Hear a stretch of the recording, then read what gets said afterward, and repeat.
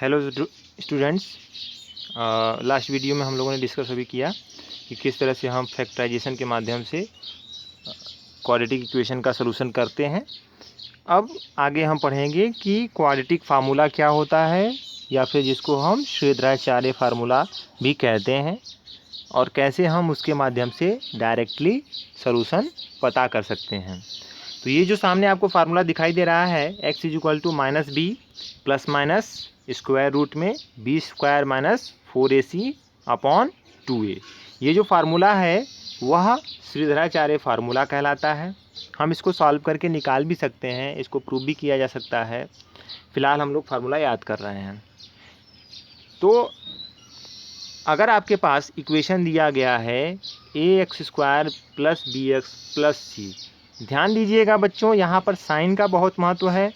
सभी को लेफ्ट में या राइट में जब भी आप रख रहे हैं तो ध्यान ये देना है कि c, b, a इन सब की वैल्यू साइन के साथ ली जाएगी, और सारे के सारे टर्म = साइन के एक तरफ होने चाहिए, तभी हम a, b, c की वैल्यू लेंगे और उसके साइन के साथ लेंगे।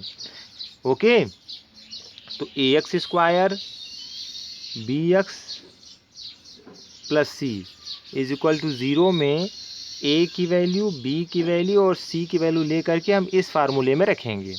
-b plus minus square root b² - 4ac/2a।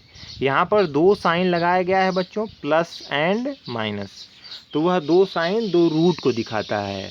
दो रूट एक बार प्लस लेने पर यहाँ पर अल्फ़ा के रूप में दिखाया गया है, और एक बार माइनस लेने पर यहाँ पर बीटा के रूप में दिखाया गया है। अक्सर हम लोग स्क्वायर रूट्स को, यानी क्वाड्रेटिक इक्वेशन के रूट्स को अल्फ़ा और बीटा के माध्यम से डिनोट करते हैं। इन्हीं से हम रिप्रेजेंट करते हैं, अल्फ़ा और बीटा। ये दो रूट क्वाड्रेटिक इक्वेशन के रिप्रेजेंट करने के लिए यूज किए जाते हैं। तो अल्फ़ा एक बार प्लस लेने पर, और दूसरा रूट हमारा कैसे मिलेगा, एक बार माइनस लेने पर। इसके बाद बच्चों एक कॉन्सेप्ट आता है डिस्क्रिमिनेंट का।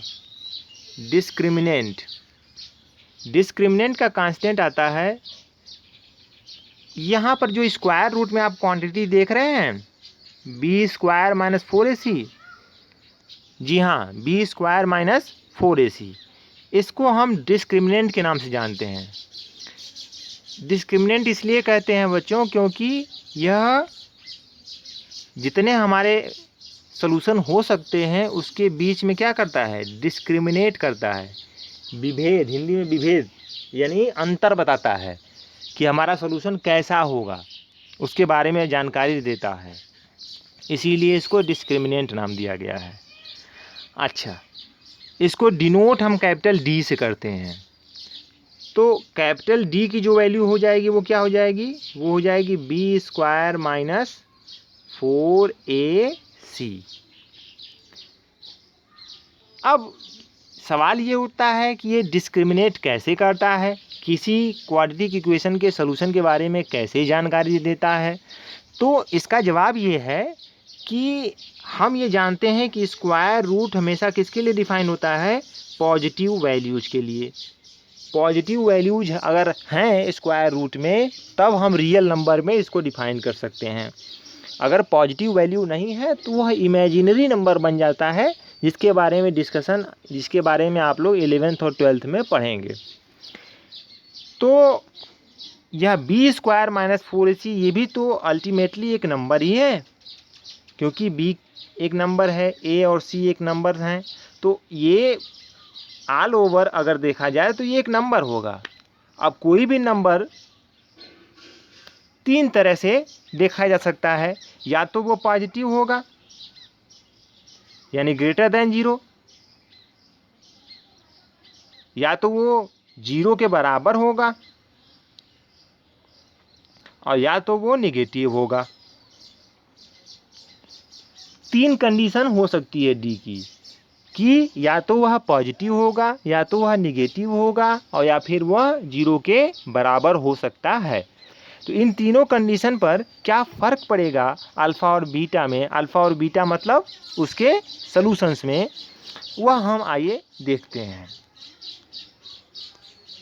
सपोज करो कि इसकी वैल्यू पॉजिटिव है, डी की वैल्यू क्या है, पॉजिटिव है। अगर डी की वैल्यू पॉजिटिव है यानी स्क्वायर रूट में पॉजिटिव है, तो आपके सॉल्यूशंस कैसे मिलेंगे, alpha is equal to minus B plus, एक बार प्लस लिया, स्क्वायर रूट में पॉजिटिव, स्क्वायर रूट में पॉजिटिव क्योंकि पॉजिटिव हो गया वो, डिवाइडेड बाई 2a, और बीटा इज इक्वल टू क्या मिलेगा, beta equal to B minus B, और प्लस लिया था तो अभी माइनस लेंगे, माइनस स्क्वायर रूट में पॉजिटिव डिवाइड बाई 2a। तो हमको दो डिफरेंट रूट मिलेंगे क्योंकि ये पॉजिटिव वैल्यू जो रखी गई है ना स्क्वायर रूट में, ये जो पॉजिटिव वैल्यू रखी गई है स्क्वायर रूट में, यह कुछ ना कुछ वैल्यू आएगी, इसकी स्क्वायर रूट डिफाइन होगा पॉजिटिव के लिए, यहाँ पर भी कुछ ना कुछ वैल्यू आएगी, जबकि यहाँ पर एक बार प्लस है तो एक बार क्या है, माइनस है। तो दो डिफरेंट रूट्स हमको मिलेंगे और वो दोनों रूट रियल रूट होंगे। ये बात ध्यान देने वाली है कि वो दोनों रूट रियल रूट होंगे। रियल क्यों, क्योंकि b भी एक रियल नंबर होगा, a भी एक रियल नंबर होगा, और स्क्वायर रूट में जो नंबर है वो पॉजिटिव है तो वह भी एक रियल नंबर होगा। तो ओवरऑल अल्फ़ा और बीटा ये दोनों हमारे रियल नंबर होंगे, ये रियल रूट हो जाएंगे। किस केस में, जबकि हमारा डी क्या था, डी हमारा पॉजिटिव था। सेकेंड केस बनता है बच्चों जीरो का, कि जीरो होगा तो क्या होगा, अगर डी यानी डिस्क्रिमिनेंट जीरो हो जाए, तो डिस्क्रिमिनेंट अगर जीरो हो जाएगा तो देखो क्या होता है, तो ये तो पूरा का पूरा हो गया जीरो, तो जीरो हो गया तो आपके पास अल्फ़ा की वैल्यू कितनी आएगी, अल्फ़ा की वैल्यू आएगी माइनस बी, अब चाहे उसमें प्लस जीरो करें, है ना, और बीटा की वैल्यू क्या आएगी, माइनस बी चाहे माइनस जीरो कर दें। इस दोनों केस में चाहे जीरो प्लस करें चाहे जीरो माइनस करें, दोनों केस में हमको सेम वैल्यू मिलेगी, माइनस बी अपान 2a, अल्फ़ा बराबर और बीटा बराबर माइनस बी अपान 2a हमको मिलेगा। यानी क्या पता चल रहा है, जानकारी ये मिल रही है कि अगर डिस्क्रिमिनेंट हमारा जीरो हो जाए, अगर डिस्क्रिमिनेंट हमारा क्या हो जाए, जीरो हो जाए, तो जो रूट होंगे वह आपस में इक्वल होंगे, यानी अल्फ़ा बराबर क्या हो जाएगा, बीटा के, अल्फ़ा बराबर बीटा के। कब, किस केस में, जब डी बराबर आपका जीरो है तब। अब तीसरा केस आता है बच्चों, तीसरा केस क्या आता है कि जब हमारा डी निगेटिव है, डी मतलब बी स्क्वायर माइनस 4ac की जो वैल्यू है वो हमारी निगेटिव है। तो अगर B square minus 4ac negative है, लेस देन जीरो है, तो क्या होगा, तो स्क्वायर रूट में जो नंबर होगा वह हो जाएगा निगेटिव, स्क्वायर रूट में जो नंबर होगा वो क्या हो जाएगा, निगेटिव। अब निगेटिव नंबर तो रियल नंबर में डिफाइन नहीं है ना, कि स्क्वायर रूट में निगेटिव डाल दें और रियल नंबर में डिफाइन हो जाए। तो हमको इस केस में जो रूट्स मिलेंगे वो रियल नहीं मिलेंगे, यानी वास्तविक नहीं मिलेंगे, रियल नंबर नहीं मिलेगा। तो क्या मिलेगा, वो इमेजिनरी रूट होगा, वह कॉम्प्लेक्स नंबर का रूट होगा। कॉम्प्लेक्स नंबर आप 12th 11th में पढ़ोगे, वह कॉम्प्लेक्स नंबर का रूट होगा, इमेजिनरी रूट होगा। तो हमारे पास इस डिस्क्रिमिनेंट के तीन केस मिलते हैं। पहला केस क्या, कि जब हमारा डी यानी डिस्क्रिमिनेंट पॉजिटिव हो, तो उसमें क्या होगा, उसमें हमको दो डिफरेंट रूट मिलेंगे। डिफरेंट मैं यूज इसलिए जो कर रहा हूँ बच्चों, क्योंकि दूसरे वाले केस में जिसमें डी जीरो है उसमें भी रियल रूट मिल रहे हैं लेकिन वो सेम है। तो इसलिए जब डी ग्रेटर देन जीरो है तो हमको दो डिफरेंट, देखो यहाँ पर लिखा गया है real and unequal, real and unequal, real मिलेगा लेकिन अनइक्वल होगा। दूसरा केस क्या है, जबकि डी हमारा जीरो है, तो डी जीरो है तो क्या होगा, रियल तो मिलेगा, सॉल्यूशन मिलेगा, रियल भी मिलेगा, लेकिन वो क्या होगा, आपस में इक्वल होगा। और तीसरा केस क्या है कि जब डी हमारा निगेटिव है, अगर डी निगेटिव है तो क्या होगा कि हमारे पास रूट्स ही नहीं होंगे, रियल में रूट्स नहीं होंगे, रियल में रूट्स नहीं होंगे। वो रूट्स कहाँ पे मिलेंगे हमको, इमेजिनरी नंबर में मिलेंगे, कॉम्प्लेक्स नंबर में मिलेंगे। तो ये डिस्क्रिमिनेंट का बहुत महत्व है। किसी भी इक्वेशन को देख करके हम बता सकते हैं कि इसका रूट इक्वल होगा, अनइक्वल होगा या इमेजिनरी होगा।